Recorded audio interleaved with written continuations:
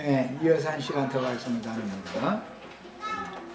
이 페이지 하단부터 봅니다. 구원은 반드시 두 단계로 이루어지는데, 첫 단계는 민문이들의 양심이 어린 양의 피로 깨끗하게 씻음을 받는 구속을 통해서 지난 죄들의 사면을 받고 성령으로 말미암아 영이 거듭난 성도들이 세상 교계에서 이제 신앙생활을 하는 단계고, 그 다음에 세상 교계 7교회들에서 이기는 자들은 이제 빼내심을 받는데, 그때가 사실은 흉년을 만난 사실이 영적 체험이 있어야 나오는 것이죠. 그렇지 않으면 안 나오니까 이게 또 하나님의 그 경륜에 속한 문제인가를 알 수가 있고, 주님의 백성들 가운데에서 빼내심을 받아서 생명 양식이 풍족한 주님의 왕국에 들어가서 생명의 양육을 받다가 추수되는 단계인데, 이 추수라고 하는 것은 1차 추수는 요한복음 4장에 나와 있고, 2차 추수는 마태복음 13장의 말씀을 실현하는 마태복음 24장, 25장에 데려감을 받는다, 혼인집에 들어간다, 이렇게 표현이 됐어요. 교회 시대의 종결기에는 반드시 이스라엘 12지파의 인침이 겹쳐진다. 꿈은 하나라 이렇게 되어 있죠. 두 가지인데 또 하나, 이것은 겹쳐지기 때문에 이제 그럴 수가 있는 것이죠. 시대의 종결기에는 마지막 한일이라고 그래야지, 흔히 7년 대환란, 7년 대환란이 왜 쌌는데, 이제 7년에 관한 꿈이 이렇게 이루어지는 것이죠. 그런데 이것이 겹쳐진다라는 말이에요. 겹쳐지는데, 최후로 추수가 되는 것은 구약 성경에는 야곱이 애굽에서 죽지만 그의 조부 아브라함의 품으로 들어가게 되죠. 요셉에 의해서 아브라함의 품에 이제 들어가게 됐어요. 이제 그것이 영적 추수지요. 그 다음에 요셉은 애굽에서 죽었지만 훗날 430년이 지난 다음에 모세를 통해서 광야를 거치고 여호수아를 거쳐서 가나안 땅 정복이 다 된 다음에 요셉의 기업의 산에다가, 에브라임 산지에다가 장사가 되어져서 이렇게 추수가 되는 단계도, 구약 백성들의 추수는 아브라함의 품으로, 그 다음에 신약 백성들의 추수는 예수 그리스도 안으로 이렇게 추수가 되는 겁니다. 그 다음에 그들과 함께 예언된 그 천년이 차기까지 그리스도의 왕국을 실현할 14만 4천이 다시 채워지기 위해서, 교회 시대에 1차적으로 한번 채워지죠. 그것은 지파 구분이 없어요, 교회 시대에는. 그러나 오는 예언된 천년기는 이스라엘 12지파를 통해서 14만 4천이 다시 채워지는 거예요. 12사도를 통해서 채워지는 것은 지파 구분이 없고, 12지파를 통해서 채워지는 것은 각 지파마다 1만 2천씩 이렇게 정해져 있었었죠. 이 일을 위해서 아들의 왕국의 나타남을 위한 그루터기로 남을 자들이 몸으로 큰 환란을 경험하고, 교회의 시대의 끝에 흔히 7년 대환란이다 하는 이 큰 환란을 몸으로 경험하고 나서 어린 양의 장막에 들어가게 될 것인데, 7 소의 꿈은 교회 시대에 1차적으로 실현되고, 이건 암시다 그런 말이에요.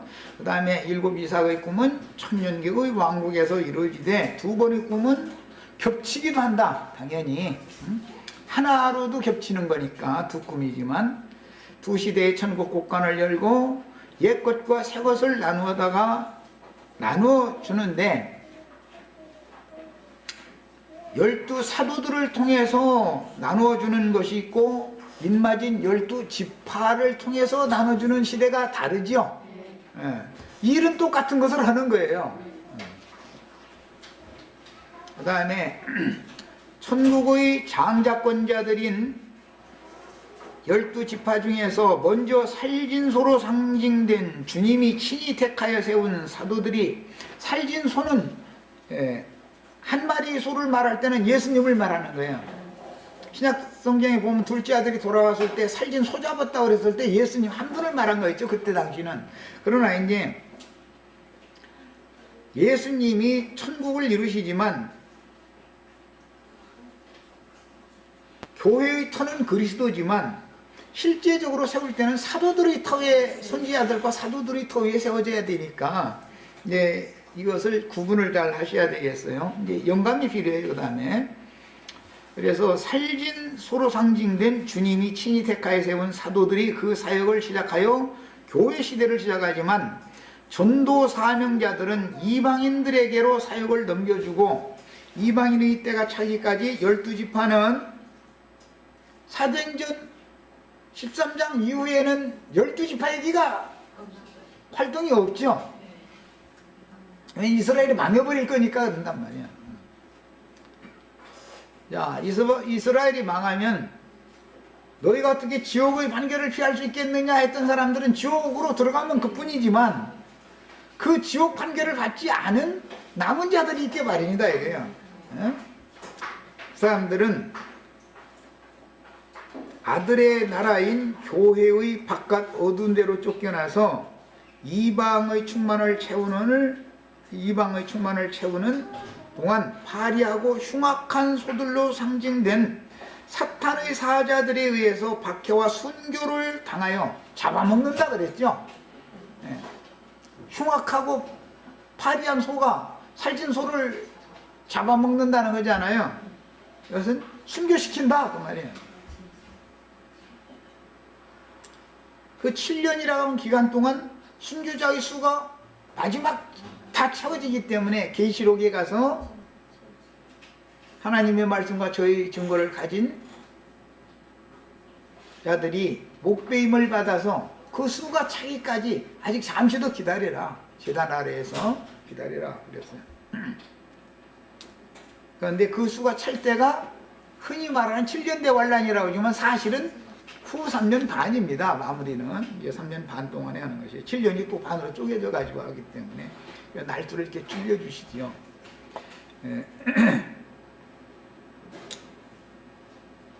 정인들이 7영들이 순교자의 수를 채우면 땅에서 올라온 짐승 때가 본격적으로 시작이 된 때가 됐을 때는 짐승의 이름이나 표시를 받지 않는 자는 수가 몇이든지 다 죽인다 그랬으니까 증인들, 주의 증인들 7영들이 순교함과 동시에 그와 같이 교회 생활하던 사람들은 같이 죽게 되는 것이죠. 그것이 추수다 이 말이에요. 그것이 그렇게 해서 이방인의 충만한 수가 마무리 추수가 딱 끝나는 거예요. 그러면 시대가 바꿔지는 거예요. 이제 그 추수기 동안에 이스라엘 12지파의 인침도 있게 마련이다 이거예요. 겹치게 마련이다 그런 말이에요. 야, 교회 시대가, 교회 추수가 종결되는 한 시대의 종결기에는 세상 끝이라고 예수님이 자꾸 마태복음 13장이나 28장에 이러는데 보면 세상 끝 얘기가 많이 나오죠. 그 세상 끝이라는 것은 한 시대의 종결기라는 뜻이에요. 이 세상이 1차적으로 종결이 되어지고 다음 세상으로 넘어가고 세상이 새롭게 되어져 가지고 그 다음에 또 그 세상, 그 세상이 종결되어지고 그 다음에 영혼 세계로 들어가고 이런 것이 하나님의 경륜이다 그런 말이에요. 근데 이런 얘기들을 잘 귀담아 들으시고 나서 성경을 읽으면 아 이게 어느 시대를 말하는, 어느 시대의 세상 것을 말하는구나 라는 걸 아실 수가 있어요. 이제 이게 기본적으로 이런 진리의 터가 잘 닦여 있어야 되는 거예요. 신앙인이라면. 그래서 일곱 영들의 사역이 종결되어 그들은 신앙의 정조를 지킨 처녀들을 인도하여 신부성에 데려감을 당하므로 이것은 개인적인 구원이 문제가 아니라 이것은 단체적인 구원이죠. 이제 방주를 통해서 단체적으로 구원하는 거예요. 교회를 통해서 단체적으로 구원하는 거예요. 이것을 알아야 된다. 개인적으로 나를 세상에서 불러낼 때는 개인적인 문제죠. 그러나 일단 교회에서 추수되는 문제는 어느 지점까지는 개별적으로 자기 일을 마치고 쉬러 들어가지만 마무리 추수기에 가면은 단체적인 것이다 그런 말이야. 단체적인 것이다. 부활도 단체적이죠. 주 안에서 자던 자들이 마지막 나팔 때 일어나는 건 함께 일어나는 거예요. 그러니까 개인적인 그 구원 문제도 알아야 되지만 단체적인 구원 문제를 알아야 된다 이런 말이야. 언제나 개인적이고 나만 생각하는 것은 깐난아이라는 뜻이에요. 어른이 돼서 청년 이상이 되면 부모님의 입장, 가정의 입장 모든 걸 다 생각할 줄 알죠. 그런데 깐난아이 때는 오로지 나를 중심으로 생각하거든. 예. 신앙세계에서도 마찬가지다 이게.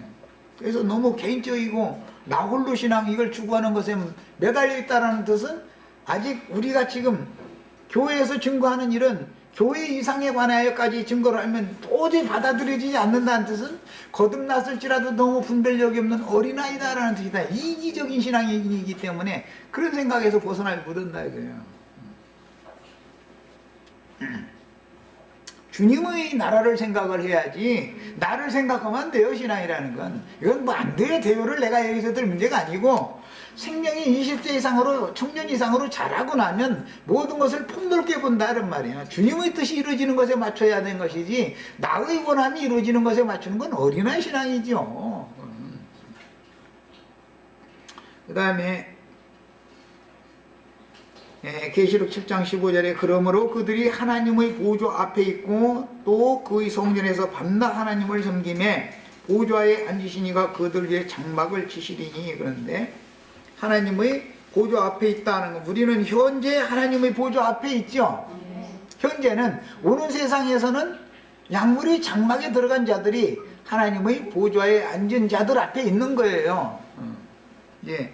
그러니까 우리는 오는 세상에서는 그들을 위한 장막이 되어주러 오는 것이고, 우리들의 교회에는 우리를 앞선 구약시대의 선진들이 장막을 쳐주고 있는 중이죠. 이게 더 크고 온전한 하늘의 참장막이다 그랬어요. 참 어려운 얘기죠. 그 하늘의 참장막은 하늘에 거하는 자들 곧 하나님의 장막 이렇게 돼 있죠. 계시록에 보면 하나님의 집이라는 건 전부 성도들로 세우는 것이다. 우리는 장막 안에 들어있는 내용물들이지만 실제로 완전한 장막을, 신령한 장막을 이룬 분들은 이 생에서 신앙생활을 마치고 온전케 된 의인의 영들로 하나님과 함께 보좌들에 앉은 자들이다 이거예요. 후사들이다 그런 말이에요. 우리는 그 동일한 대열에 들어가는 것을 추구를 하는 거예요. 이 생에 살아남아서 오는 세상을 상속받는 걸 추구하는 건 아니에요. 그래도 그건 사람 맘대로 되는 게 아니죠. 죽고 사는 게 내 맘대로 안 되잖아요. 내가 나도 이기는 자가 될 거라 하면 내가 자살은 다 이기는 자가 되는 건 아닐 거니까. 그러니까 우리는 어쨌든 최선을 다해서 전도를 해야 된단 말이에요. 전도를 해놔야 돼. 아직은 못 알아들어도 시간이 지나면 잘하면 분별력이 생기게 돼 있어. 이게 뭘 말한다, 성경이 지금 뭘 말한다는 걸 알게 돼 있어요. 그 다음에 인자 예수께서 세상에 오셔서 구속을 이루시고 그 영이 되어 지휘자들에게 임하신 후에 전도로 얻은 영혼들을 교회로 불러 하늘의 참장막에 양무리를 볼로 모아 사랑의 아들의 왕국을 세우신 것과 같이 이방인의 때가 끝나면 반드시 이스라엘 12지파가 열매를 맺는 때가 되어, 즉 이스라엘 12지파가 제사장 직분을 행한다 그 말이야. 때가 되어 새 시대에도 어린 양의 피에 씻음을 받은 성도들이 양들의 장막 생활을 실행하도록 1년 농사를 반복하는 7절기들이 한 시대가 찰 때까지, 그 충만한 수가 찰 때까지, 농사는 1년에 한 번씩 하는 걸로 이제 상징이니까, 요새는 1년에 이모작도 오고 하지만 성경에서는 7절기가 1년에 한 번 돌아가는데 그게 1년이 지나간 거잖아요. 이제 이렇게 상징을 하는 거예요. 그러니까 우리는 우리 세대의 구원을 받아야죠. 지금 우리는 우리의 1년을 사는 거예요. 말하자면 이렇게 이해하시면 돼요. 계시록 7장 16절로 17절에 저희가 다시 줄이지도 아니하며 이 저희는 어린 양의 장막에 들어간 자들이죠. 그 전에는 굶주림이 있었다는 거 아니에요. 무슨 뜻이에요? 짐승떼를 몸으로 경험했다 그런 말이에요. 왜 그래요? 스가랴 선지자에는 그때는 빛들이 다 데려감을 받아버리고 어둠이 충만하게 된다. 빛과 어둠으로 스가랴 선지자는 표현도 했는데, 그 빛의 사자들은 곡식을 나눠줄 수 있는 충분한 아버지 집의 곡식을 관리하는 자들이었다 이거예요. 둘째 아들이 돌아올 때 내 아버지 집에는 양식이 풍족한 품꾼들이 얼마나 많은 거, 그걸 생각하고 돌아온 거 아니겠어요? 그런데 그때 같으면 곡식 관리하는 하나님의 종들이 흉악한 소들에게 다 잡아먹혀버린다 이거예요. 종들이 잡아먹히는 것은 충실한 이삭이 세약한 흉악한 이삭에게 잡아먹히는 걸로 상징이 됐다 이거예요. 다 숨겨당하면 다 데려가면 받은 것이죠. 빛들은 빛이 세리로 다 떠나가 버리면 어둠만 충만한 거예요. 여기 흉년이 와버리는 거예요. 상징이다 그런 말이야. 성경이라는 게 모두.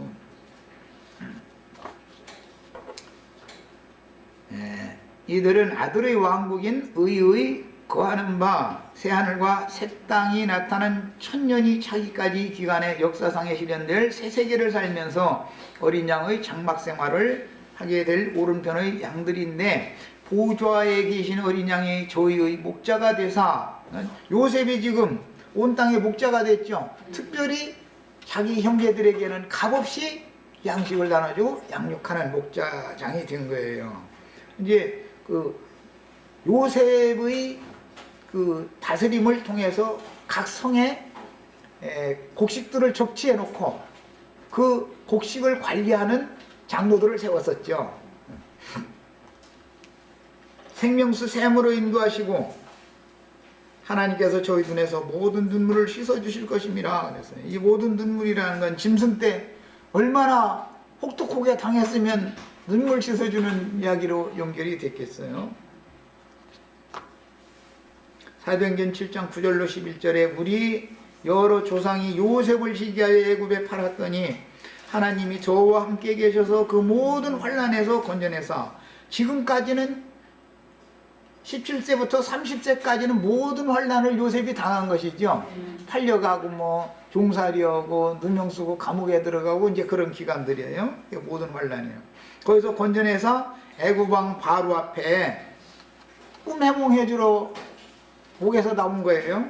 바로 앞에서 은총과 지혜를 주심에 바로가 저를 애국과 자기 온 집의 지리자로 세웠느니라. 은총과 지혜를 요셉이 받았기 때문에 바로의 꿈을 해석하니까 바로가 이와 같이 지혜롭고 총명한 사람을 우리가 어디서 구하겠느냐 이렇게 말을 했죠. 그리고 나서 요셉에게 온 땅의 주가 되어져 가지고 시리권을 행사하도록 해서 이것이 이제 주와 그 그리스도의 나라가 실현될 것에 대한 예언이 된 거예요. 그때 애국과 가나안 온 땅에 흉년이 들어 큰 환란이 있을 때, 그러니까 온 땅에 큰 흉년이 드는 것이 큰 환란이다 이런 말이에요. 제일 큰 환란이에요 사실은 이게. 근데 신약에 와서도 큰 환란에 이런 자들은 던진다, 너희가 큰 환란을 피하라 하면 이제 이런 얘기가 나오면 이게 무슨 소리인지를 아셔야 된단 말이에요. 짐승떼를 피하라는 뜻이지만 사실은 흉악한 소에게 또는 쇠약한 이삭에게 미혹당하지 말아라 그 말이에요. 큰 환란을 피한다는 말은. 스데반과 그를 둘러싼 대적자들은 혈통적인 이스라엘 12지파 사람들이지 이방인들이 아니므로 스데반이 그때 우리 조상들이 양식이 없는지라 이렇게 말했을 때 여기 스데반이 우리 조상들이라고 말을 한 이 우리 조상이라고 하는 것은 그 당시 요셉에 의하여 공개를 받고 아버지를 공개했고 형제들과 그 자손들을 스라에서 양육한다 그랬는데 양육받았던 야곱과 12지파 사람들을 염두에 두는 말이에요. 요셉이 앞서 당한 모든 환난은 가나안 땅에 임하게 하실 큰 환난을 미리 맛보신 주님의 고난받는 인생 여정을 상징한 것이었고, 고해 시대를 거쳐서 이스라엘 12지파가 신앙을 회복하는 새 세상에서 그 천년이 차기까지 역사상에 반복적으로 실현될 것입니다. 이 말씀은 세상 나라가 우리 주와 그 그리스도의 왕국이 될 것이라는 뜻인데, 교회 시대는 임하는 왕국 나라죠. 하늘들의 나라가 임하고 있죠. 앞으로 그 나라가 나타날 거예요. 거의 천년기로 정해진 그리스도의 왕국이에요. 주와 그 그리스도의 왕국이 역사상에 실현될 것이며, 교회 시대의 지리자는 각 성에 비축된 천국 곳간의 관리들로 세워진 장로 형제들에 대한 상징이요, 나타날 왕국 시대에는 참 감람나무에 접붙임을 받은 원가지들인 인마진 이스라엘 12지파가 만국 성도들의 진해에 비축하신 곡식을 관리하게 될 것입니다. 계시록 20장에 보면 오는 새 시대에도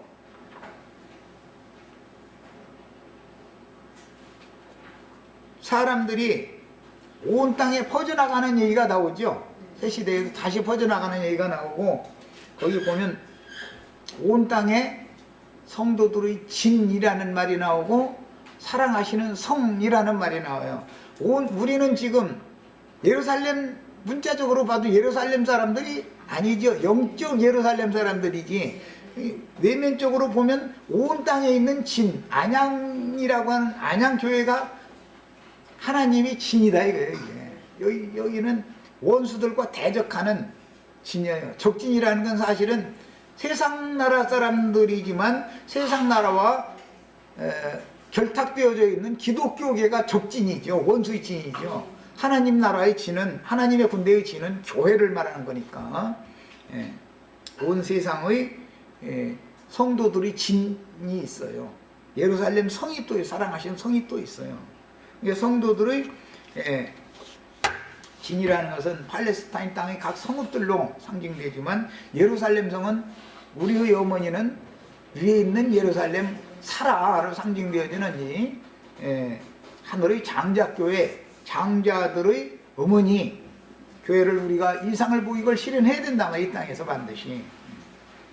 자, 그 다음에 흉년은 하나님의 징계요, 육신의 양식의 핍절은 영혼의 양식의 핍절에 대한 상징이며, 사람들을 정신 차리고 깨게 하는 하나님의 방법이요, 하나님의 저주가 온 땅에 임하여 혹독한 흉년을 만나 생명 양식이 끊어진 사람들은 생존을 위하여 생명 양식을 찾아 비틀거리며 헤맬 수밖에 없는 가장 큰 환난을 당한 것인데, 하늘의 장자 교회에는 양식이 풍족한 품꾼들이 많으니 반드시 아버지 집으로 돌아와야 하는 때입니다. 짐승 때를 당하면 그 때를 준비하기 위해서 여자의 남은 자손들을 양육하는 어떤 곳이 있죠.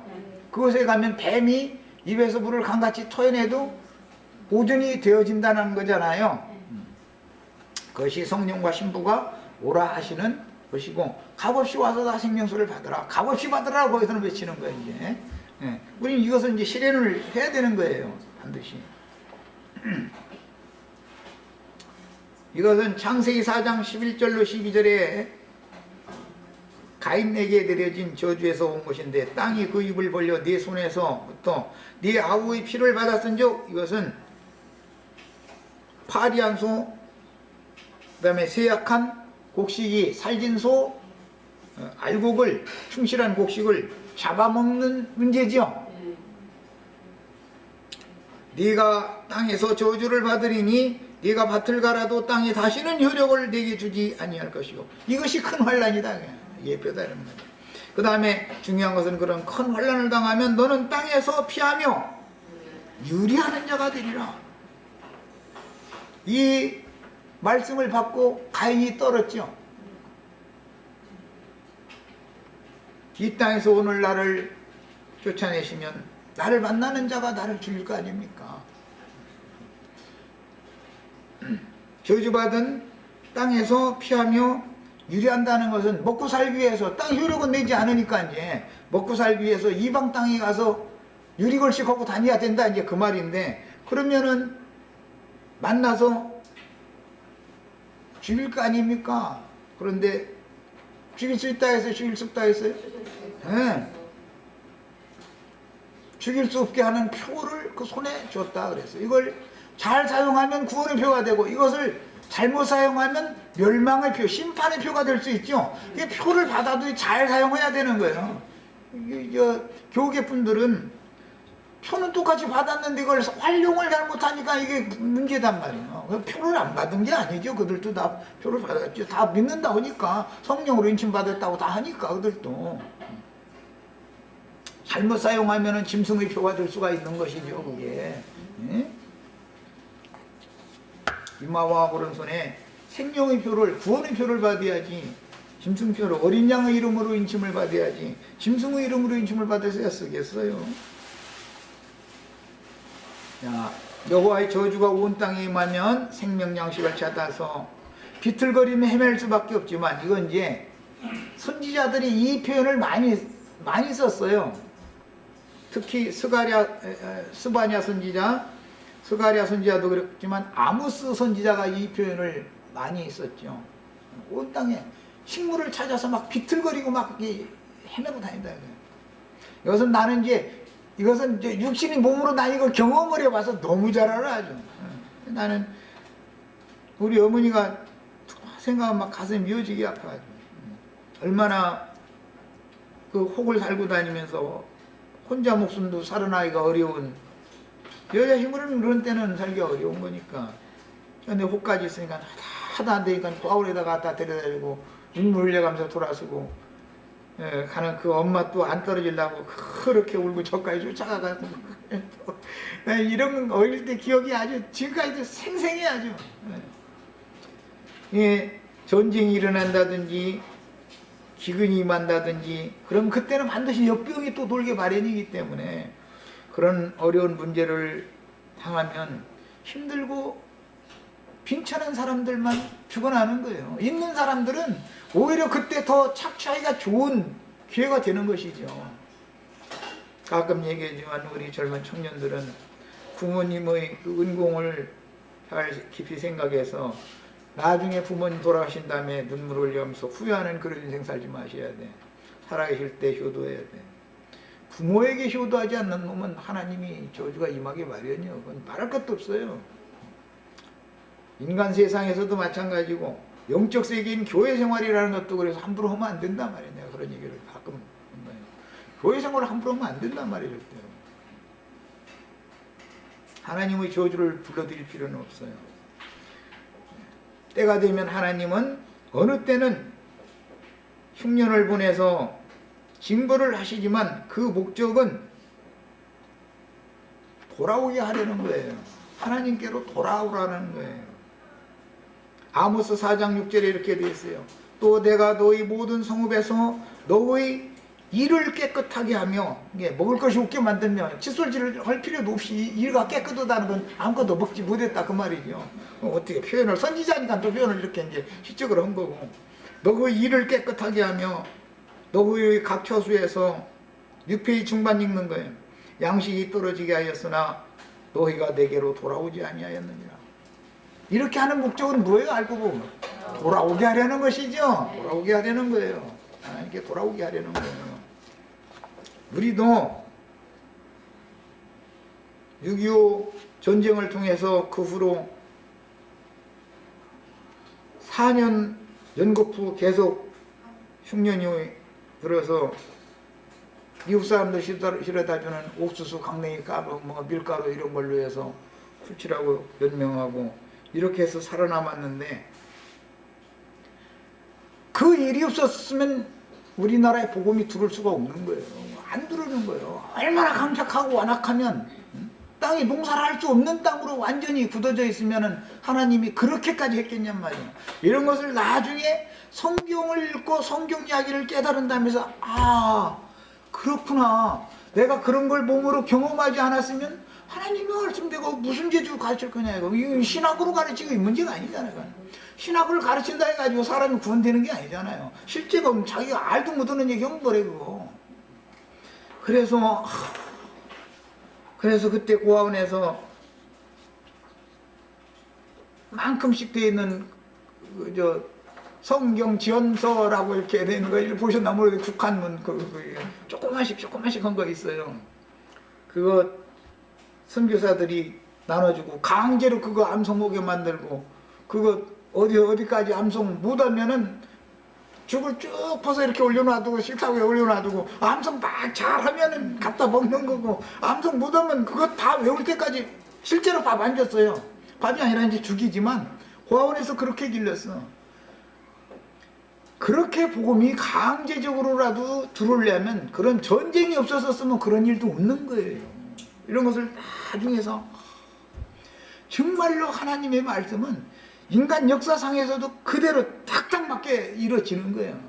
그런 것을 통해서 말씀을 받게 만들고 그런 걸 통해서 경험적으로 말씀이 성경이라는 거 이런 말을 하고 있구나라는 것을 깨달은 사람을 보내서 전도를 하게 한다는 말이에요. 내가 그런 전도를 받았으니까 나도 그런 전도를 할 수 있는 것이지. 내가 무슨 신학교로해서 뭐 배운 것까지 하려고 하면 머리만 커지지 뭐를 알겠어요? 무슨 구원이 되겠어요?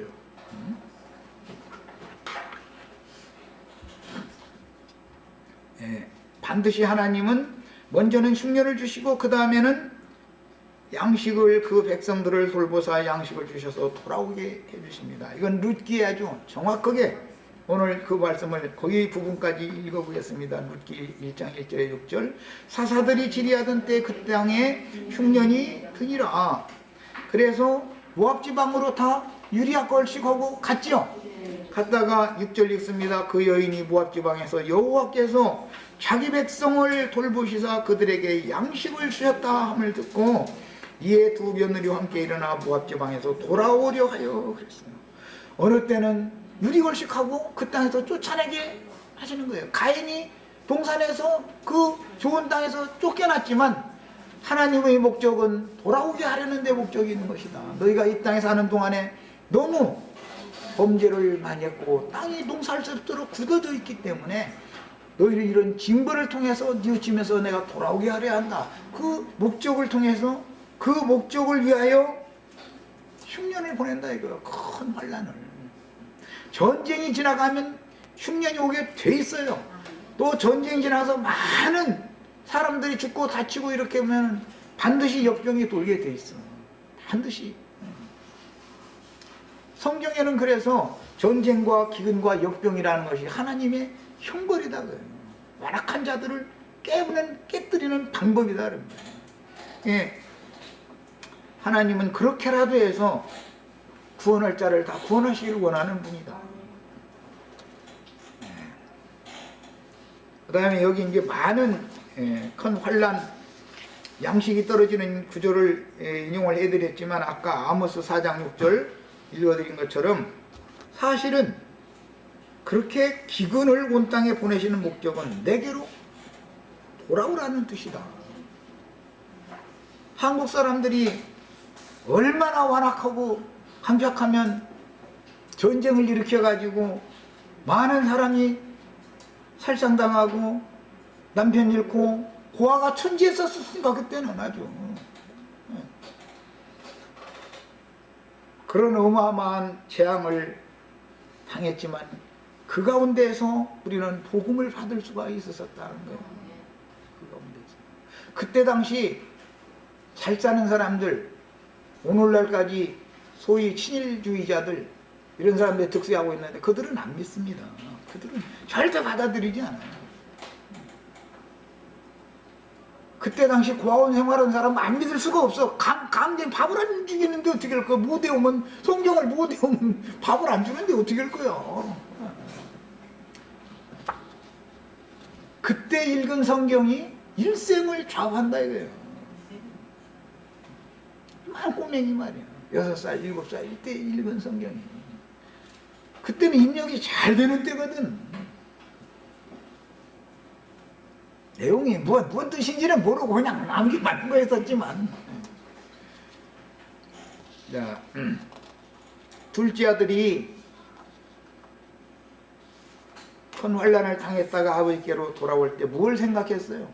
내 아버지 집에는 양식이 풍족한 품꾼들이 얼마나 많은가. 나는 품꾼만 든 못하네. 여기서 아들인데도 여기서 먼 이방 땅에서 굶어 죽게 생겼네. 이것을 깨달았다는 거예요. 종들도 호요식하고 사는데 아버지 집에 가면 주님의 교회라는 건 이렇게 모든 것이 풍성하고 부유한 집인 것을 깨달으셔야 돼요. 주님의 교회에 와서 말씀을 가르침 받아야지 세상 예배당에 가면은 흉악한 소, 쇠약한 이삭들이 다 잡아먹어버려. 유리하는 영혼들 만나는 대로 다 죽여요. 죽인다고 그랬지만 어떻게 죽이는 거예요?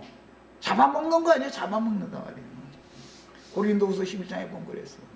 좌우하다 하거나 교만하다 해가면서 뺨을 쳐가면서 잡아먹을지라도 너희는 그들에게 순종을 잘하는도다. 그러나 사도들이 진리를 가르치면 못 알아들으니까 물론 그랬겠지만 배척하고 안 들어버려. 이거 얼마나 답답한 일이에요.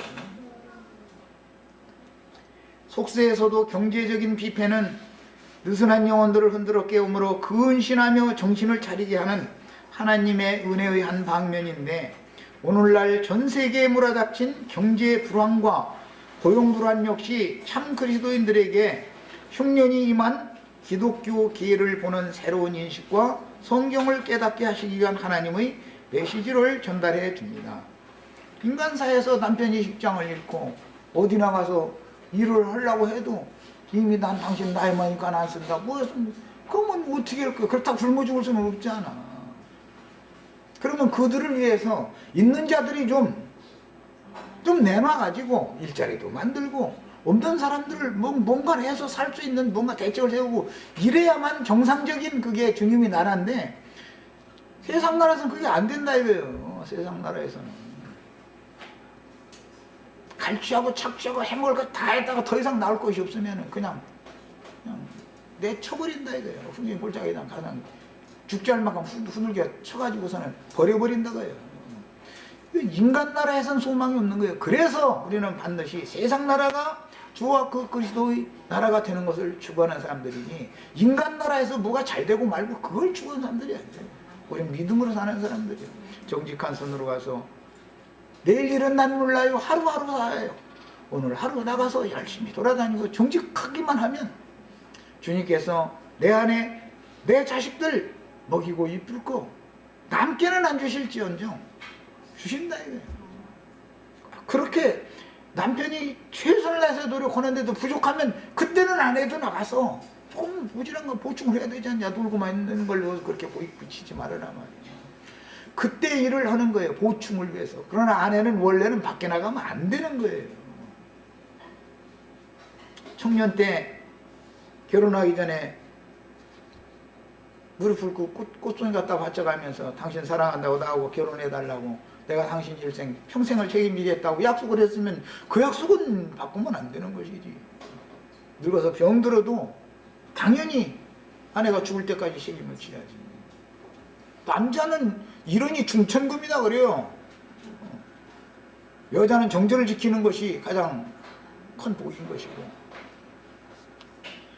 이런 걸 가르치면은 고리 타부는 소리 한다고 이제 요즘 사람들은 이게 뭔 소리인지 알도 못할 거예요.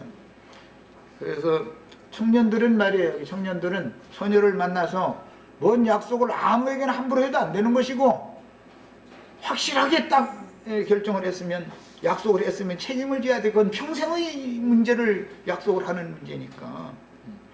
남자라는 건 말을 함부로 해도 안 되는 것이고, 일단 말을 내뱉으면 책임을 져야 되는 거예요. 이런 것도 인간사에서 다 배우셔야 돼. 그 다음에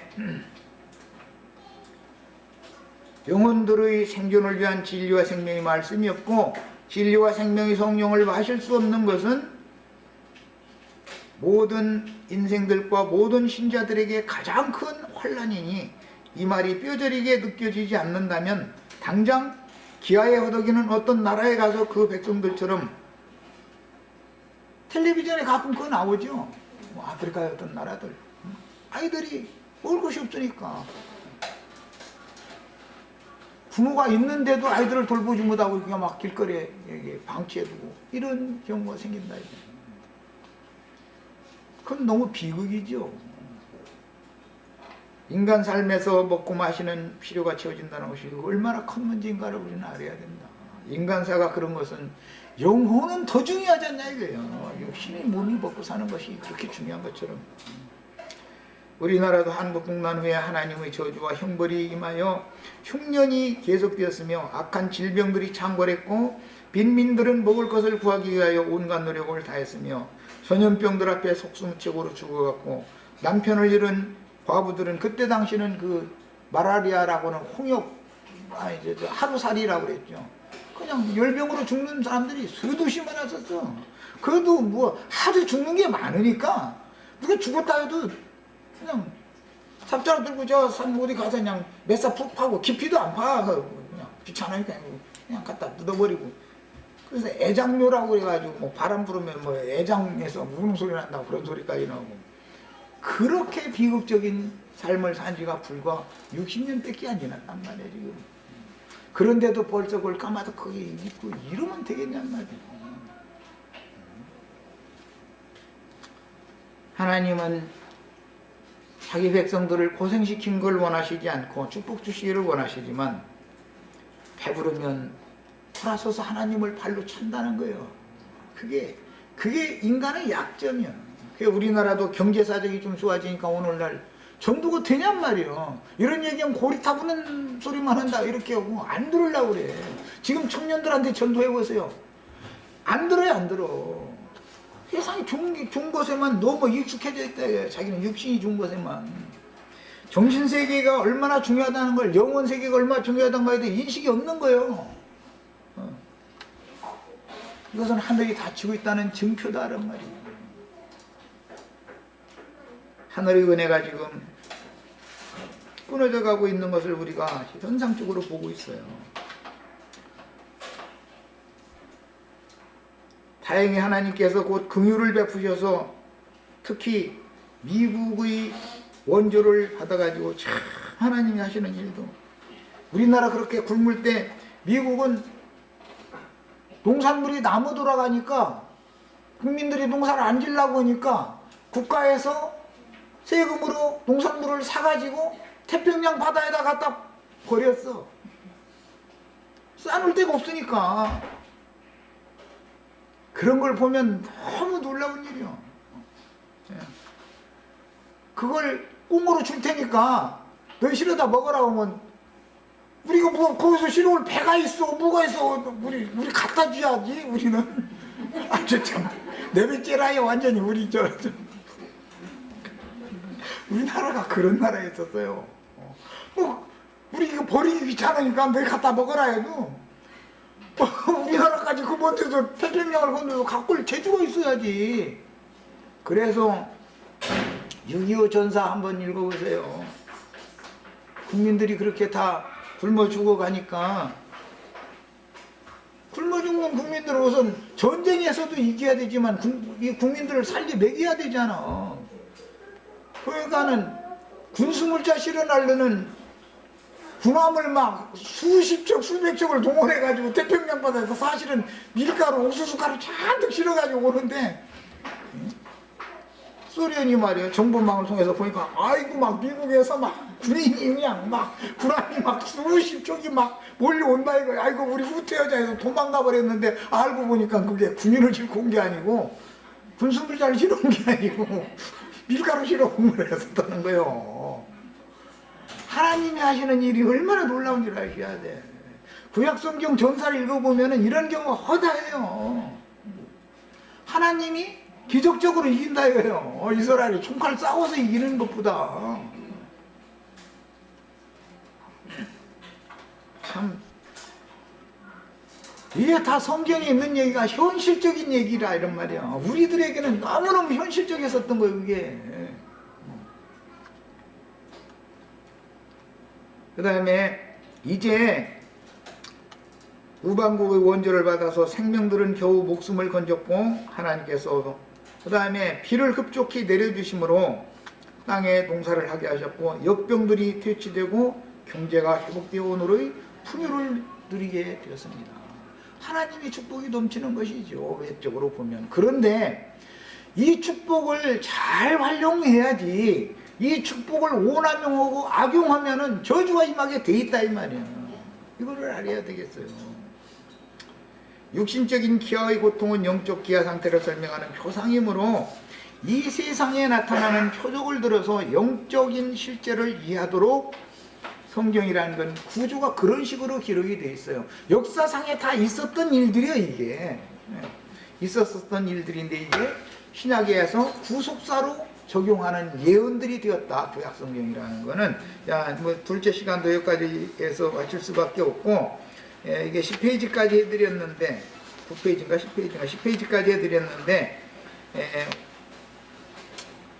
우리 지체들이 가서 집에 가셔서 여기 인용한 성경들을 다 찾아서 읽어가면서 자세히 다 꼭 읽어서 창세기 41장 이후로 50장까지에 나오는 모든 말씀들을 종합적으로 이해를 먼저 하고 계셔야 돼요. 그 다음에 다음 주부터 이제 세부적인 그 내용으로 들어가도록 하겠습니다. 자, 집회 마칩니다.